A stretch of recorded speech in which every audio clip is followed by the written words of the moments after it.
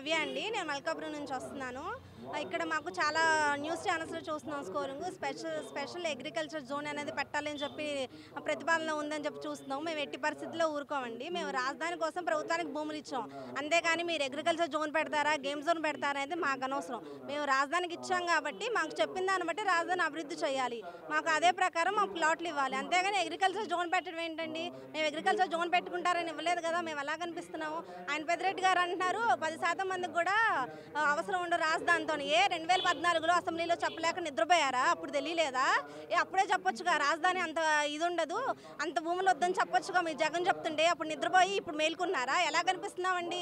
ఎలా కనిపిస్తున్నాం మేము? ఆ పుష్పశ్రీ అని అనిద్ది, ఆమెకి మాట్లాడటం రాదు. ఆమంట టిక్టాక్లు చేస్తా సోషల్ మీడియాలో ఫుల్గా వైరల్ అవుతుంది. ఆమె చెప్తుంది భువనేశ్వర్ గారు గాజులేయటం కాదండి, భూములు ఇవ్వాలని. ముందు నువ్వు పరిపాలించడం నేర్చుకో అమ్మా. నువ్వు బాగా ముందు పరిపాలించు, టిక్టాక్లు చేయటం కాదు. నీకు జనాలు ఎందుకు ఓట్లేసి గెలిపించారు? ఎందుకు ఇచ్చా టిక్టాక్లు చేయమనా? అసలు అయినా అగ్రికల్చర్ జోన్ అనేది మాత్రం మేము ఒప్పుకోమండి. మేము అగ్రికల్చర్ జోన్ కోసం మాత్రం మేము ఇవ్వలేదు, ముందే చెప్తున్నాము. చాలామంది ఇప్పుడు అదే ప్రతిపాదనలో ఉందని మాకు తెలుస్తుంది. మేము ముందుగానే చెప్తున్నాము.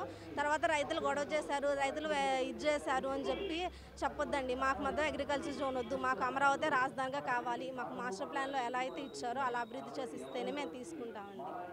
రేపు రెండవ క్యాబినెట్ మీటింగ్ జరుగుతుంది కండి, అసలు దాంట్లో ఎటువంటి ఫలితాలు రాబోతున్నాయి? ఎటువంటి ఫలితాలు ఏముందండి? వాళ్ళు వేసుకునే కమిటీలన్నీ బోగస్ కమిటీలే.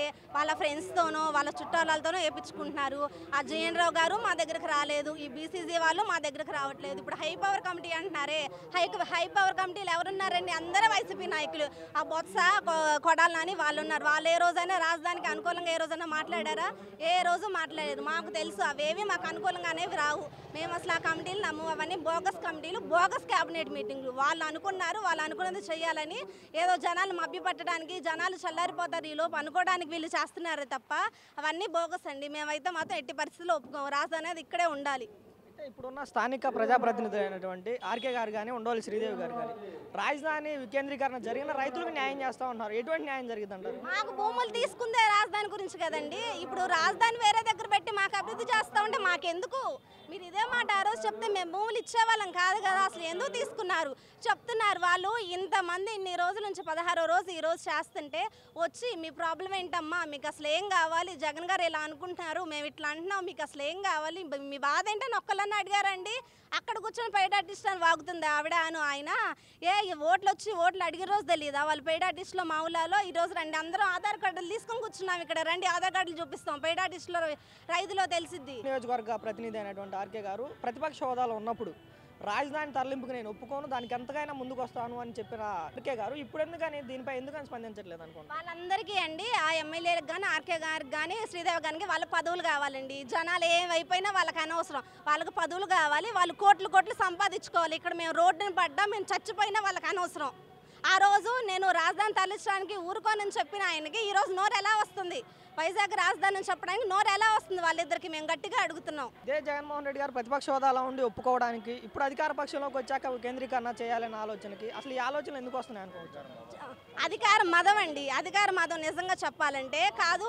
నేను అమరావతి అభివృద్ధి చేయలేను అని చెప్పినప్పుడు అని అనుకున్నప్పుడు మీరు మేనిఫెస్టోలో పెట్టపోయారా? మా బైబిల్ మా ఖురాను అంటున్నారే, అప్పుడు మేనిఫెస్టోలో పెట్టపోయారా? మేము రాజధాని చెయ్యం, మేము 3 రాజధానులు పెడతామని పెడితే మేము ఓట్లు వేసేవాళ్ళం, వేయినాళ్ళం, అప్పుడు చూపించేవాళ్ళం. మీకు 150 ఒకటి వచ్చేదో అప్పుడు తెలిసేది. ఇట్లా అయితే అసలు ప్రధానంగా చూస్తే కేవలంగా చంద్రబాబు నాయుడు గారి మీద కక్షతోనే ఇక్కడ రాజధాని ప్రాంతం అభివృద్ధి చేయను అని జగన్మోహన్ రెడ్డి గారు అంటున్నారు. అది ఎంతవరకు వాస్తవం అనుకోవచ్చు? అది మాత్రం నిజమండి. అది 100% నిజమే. చంద్రబాబు చేసింది మాత్రం జగన్ చెయ్యడు.